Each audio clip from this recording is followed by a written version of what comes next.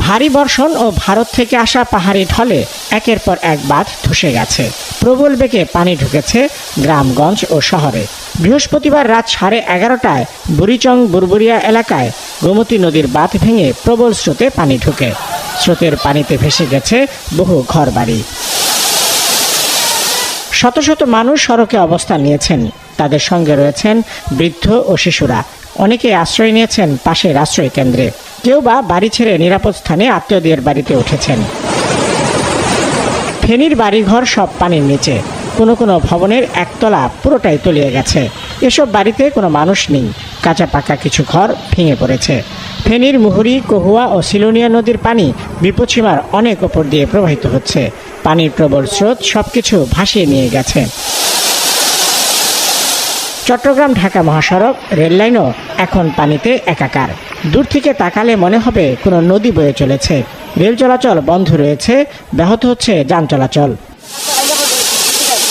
ব্রাহ্মণবাড়িয়ার হাওড়া বাঁধ ভেঙে অর্ধশতাধিক গ্রাম প্লাবিত হয়েছে। এতে কয়েক হাজার পরিবার পানিবন্দী হয়ে পড়েছে। চরম দুর্ভোগে পড়েছেন বানভাসী মানুষ। বাঁধ ভেঙে যাওয়ায় বসতঘর, গবাদি পশু পানিতে তলিয়ে গেছে। অনেকেই খোলা আকাশের নিচে মানবেতর জীবনযাপন করছেন। ইটনা গ্রামটা বিশেষ করে জনবিচ্ছিন্ন হয়ে গেছে, কারণ এটার পূর্ব পাশে হলো ইন্ডিয়া। আমাদের বাড়ি ঘর পানি বাসায় নিয়ে গেছে। আমরা অনেক রাস্তার উপরে মালামাল নিয়ে রাস্তার মধ্যে আছি। আধা মাল চামান আমরা উঠাইতে পারছি, আধা গেছে চলে গেছে। অবস্থা খুবই খারাপ। আমরা ছাত্ররা মিলে রাত ভোর অনেক চেষ্টা করেছি। চেষ্টা করানোর পরেও তো একটা বাঁধ ইয়ে করছি। এদিকে অবস্থা খুবই খারাপ। সামনে প্লাস 200 বাড়ি আটকে আছে এতটুকু পানি। আমরা ছাত্ররা যতটুকু সমর্থ অনুযায়ী যারা আছে সবাই মিললে আমরা এদেরকে খাবার দাবার যে লাগে, তেল, চিনি পাঠাইছি। কিন্তু আপনার স্কুল বুট নৌকার খুব প্রয়োজন, নৌকা পাইতেছি না। যা একটা পাইছি সমস্যা হয়েছে, এই জন্য আমরা হয়তো সবার পাশে আছি। কক্সবাজারের রামু উপজেলাতেও বাঁধ ভেঙেছে। বাঁকখালী এবং মাতামুহুরী নদীর পানি অস্বাভাবিকভাবে বেড়ে যাওয়ায় পানিতে ভেসে গিয়ে 2 ব্যক্তির মৃত্যু হয়েছে। আবহাওয়া অধিদপ্তর জানায়, ফেনীর পরশুরামে 20 আগস্ট 304 মিলিমিটার বৃষ্টি হয়েছে, যা গত 53 বছরের মধ্যে সর্বোচ্চ।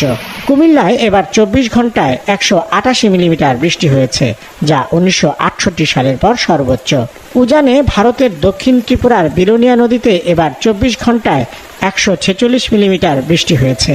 উজান ও ভাটির এই রেকর্ড ভাঙা বৃষ্টিতে বাংলাদেশের বন্যা পরিস্থিতির দ্রুত অবনতি হয়েছে।